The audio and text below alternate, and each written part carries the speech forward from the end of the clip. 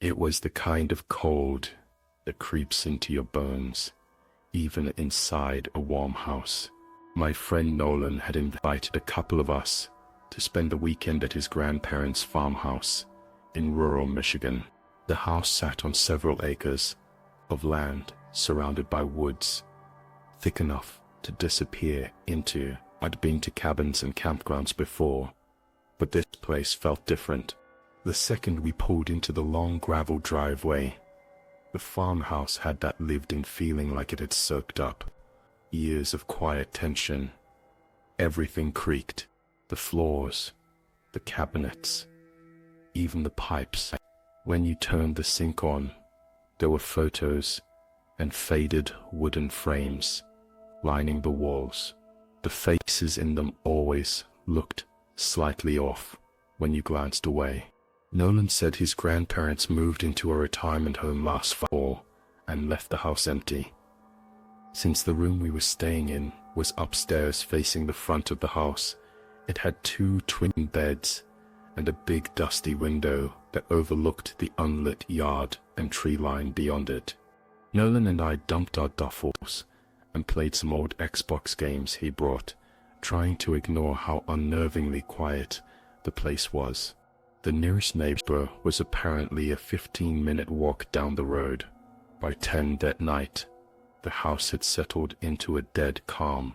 No cars passed, no crickets chirped, just the occasional groan of old wood shifting. Nolan went downstairs to grab snacks, and I stayed behind scrolling through my phone. The light from the hallway cut across the floor like a razor, and I remember thinking how heavy the silence felt. My phone battery was low, and I didn't realize how dark the room had become until the screen dimmed. When Nolan came back up, he looked distracted. He said he thought he saw something out back, but it moved too fast to tell. I asked if it was a deer, but he shrugged and said maybe I knew that tone, though half dismissive, but his voice was too flat. We dropped it and just watched YouTube for a while with the sound low. Around midnight, we turned the lights off and settled in. The air in the room felt colder than it had before, like something unseen had opened. I was half awake when I heard something tap the glass of the window once, then twice. I figured it was a branch in the wind, until I remembered there were no trees close enough to reach. I sat up and looked across the room. Nolan was still awake, staring at the ceiling, eyes wide, like he hadn't blinked in a while. "Did you hear that?" I whispered. He didn't answer, just slowly nodded and pointed toward the window behind me. I didn't want to turn around right away. Something about how still everything felt made the moment heavier. Finally, I glanced over my shoulder and froze. There was a face in the window, pale, unmoving, watching us. I didn't breathe for a few seconds. The face wasn't pressed against the glass. It hovered just behind it, as if suspended in the air. It was expressionless, gaunt, and definitely human. But we were on the second floor, and there was no ledge, no ladder, no balcony. Nolan whispered my name, like it would help confirm I was seeing what he was. I nodded slowly, still staring. The eyes weren't moving, but they were wide open, almost bulging the skin. Looked sickly, pale, like wet paper lit by the moon. We both scrambled off our beds, without taking our eyes off the window. Nolan reached for his phone and turned on the flashlight, but the second the beam hit the glass, the face vanished, not ducked or turned, just gone, as if it hadn't been there at all. We stood frozen for nearly a minute before either of us spoke. Maybe it was a reflection, I muttered, though I didn't believe it. Nolan looked pale and shook his head. "There's nothing that could have reflected like that." He said it was outside. I didn't argue. We both knew what we saw and neither of us wanted to deal with it. We turned the light on and sat there fully awake.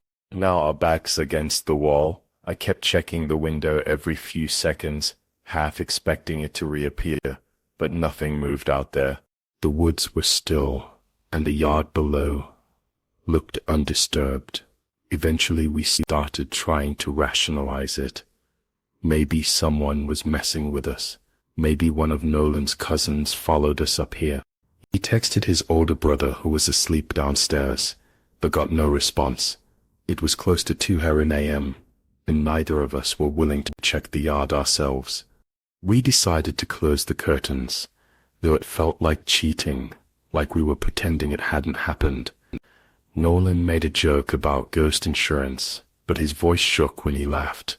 I got up to switch off the light again, but this time left the lamp on. Low darkness felt like permission for something worse. Trying to sleep was a joke. Every sound in the house now felt intentional. A distant thud, a soft creak, even the ticking of the wall clock. It all pulled my attention. Nolan kept his head buried under his blanket, but I could tell he wasn't asleep. His breathing was too shallow. At one point, I thought I heard whispering. It was faint and I couldn't make out the words, just a dry rhythmic pattern, like someone repeating the same sentence again and again. I sat up and scanned the room, thinking maybe Nolan was talking in his sleep, but his lips weren't moving. The whispering stopped. The moment I sat upright, I didn't even get a chance to figure out where it was coming from. That silence came rushing back, all at once, heavier than before. I was starting to feel like we weren't alone in the house.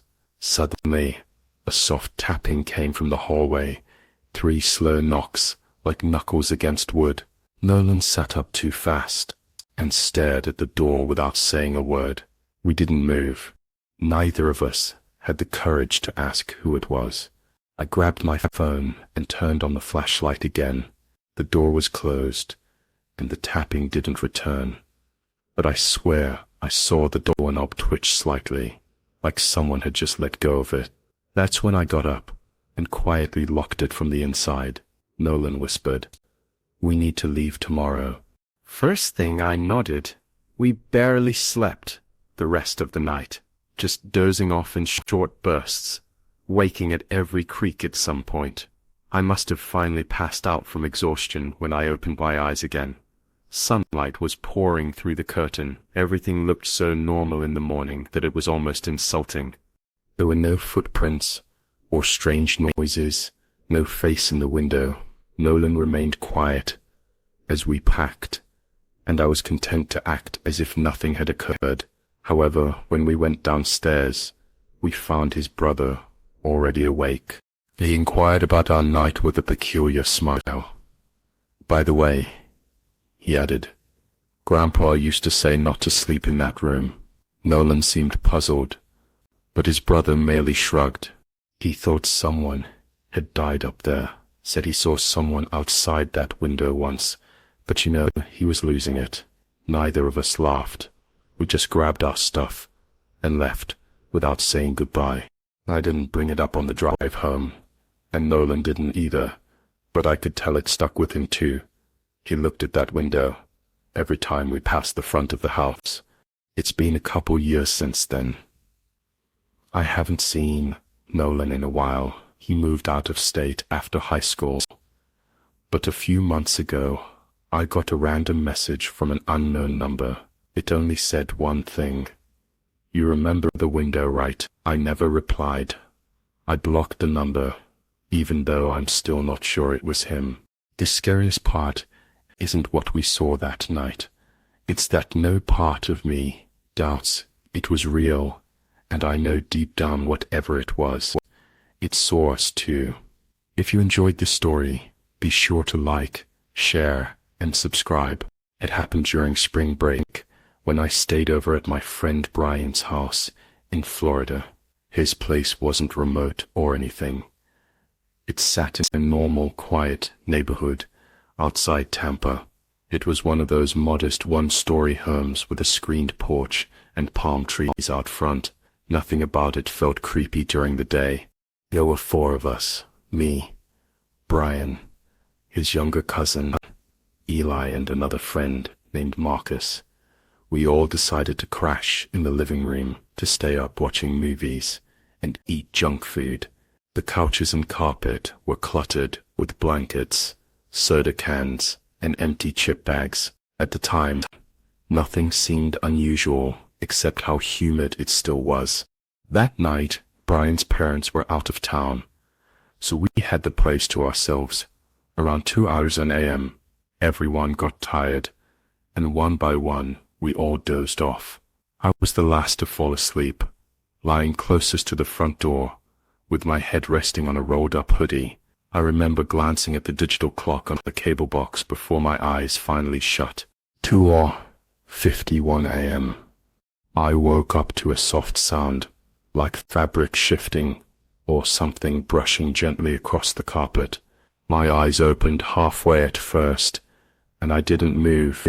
The room was dark, except for the soft blue glow from the muted TV screen. It flickered silently against the walls and faces of my sleeping friends. I sat up, just a little, thinking maybe Eli was getting up to use the bathroom. But he was curled up on the floor near the couch, unmoving. That's when I heard it, the unmistakable slow creak of the front door opening. I didn't see it yet, but I knew that sound. Every Florida front door, with warped frames, makes it. I turned my head toward the door just in time to see it moving, opening inward, inch by inch. My heart was instantly in my throat. The air in the room felt thick, like it wasn't moving. I expected to see someone come in or a shadow against the streetlights outside, but no one was there. I froze and didn't say anything, thinking maybe the wind had pushed it open, but the trees outside weren't moving at all. Everything was perfectly still. I kept watching, waiting for something else to happen, but the door just stayed half open. No footsteps, no voices, just that slightly ajar entrance, and a silent house. I considered waking Brian, but didn't want to panic everyone if it was nothing, so I slowly got up, careful not to step on anyone, and moved toward the door. My foot brushed a chip bag, and the crinkle sounded like thunder in the quiet. I stopped moving altogether when I noticed something new, something wrong.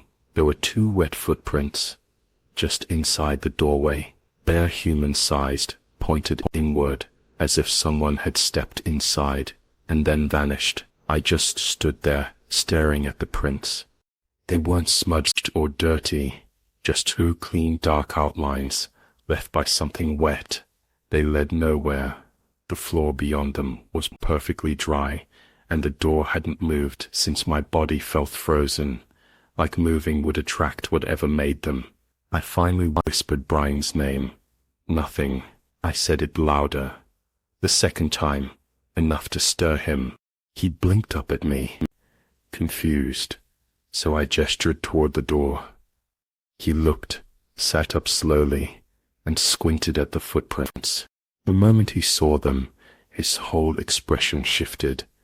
He got up quickly, almost tripping on a blanket. "Did you open that?" he asked, his voice low but sharp. I shook my head. "It just opened by itself, I swear." Brian walked over and shut the door gently, this time locking the deadbolt in the handle. We both just stood there for a few seconds. Neither of us said anything about calling someone. It felt too unreal for that, like we didn't know how to explain it without sounding insane. We checked the window next to the door. It was locked from the inside.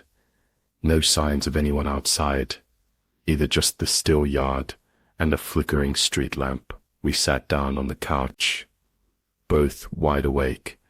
Now Brian kept glancing at the door like he was expecting it to move again.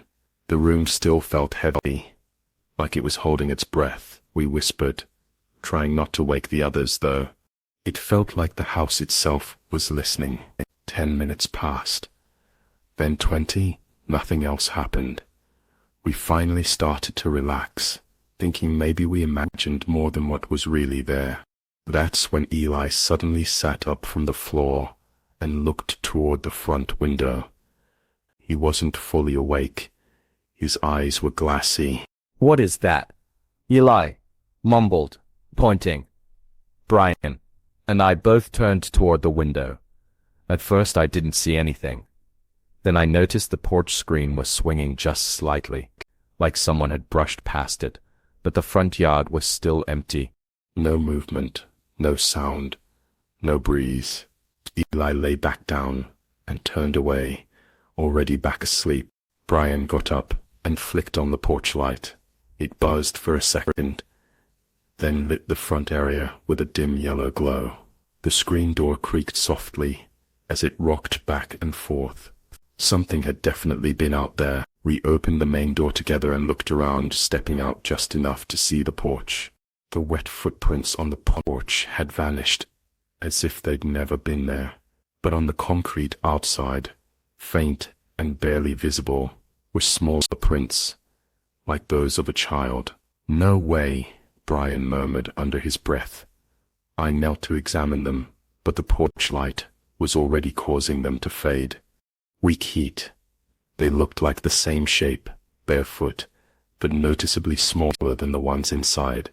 Neither of us said it, but we were both thinking the same thing. They weren't ours. We stood in silence until a sudden sound behind us made us flinch. A soft, dragging noise from inside the house. We turned around fast. Marcus had shifted in his sleep, pulling his blanket across the rug. Just Marcus. Nothing else moved still. The timing chilled me. Brian backed inside and locked the door again, double-checking the bolt. I pulled the curtain closed. There was nothing else to check. The yard was empty, the sidewalk still, and even the swinging screen door had gone still again. But I didn't feel like anything was over. It felt paused. We tried to act normal, talking in low voices, but kept stopping mid-sentence, glancing at the door. Brian eventually sat back on the couch and turned the TV volume up slightly. Old commercials played in blue light. Every few seconds the house creaked, and we both jumped. Then the cable box clock caught my eye. 3:17 a.m. That exact moment I stared at it, and the number almost pulsed in my head. It wasn't just a time. It felt like something significant, like a line had been crossed. That was the moment the door had opened. Suddenly, from the hallway, we heard a whisper. Clear, but not loud, not words exactly. More like a child humming. My spine locked. Brian didn't move. Neither of us said a word. The sound lasted maybe 5 seconds. Then it stopped. We waited, listened, nothing else after what felt like forever. Brian whispered, "Let's just stay up till sunrise." I nodded.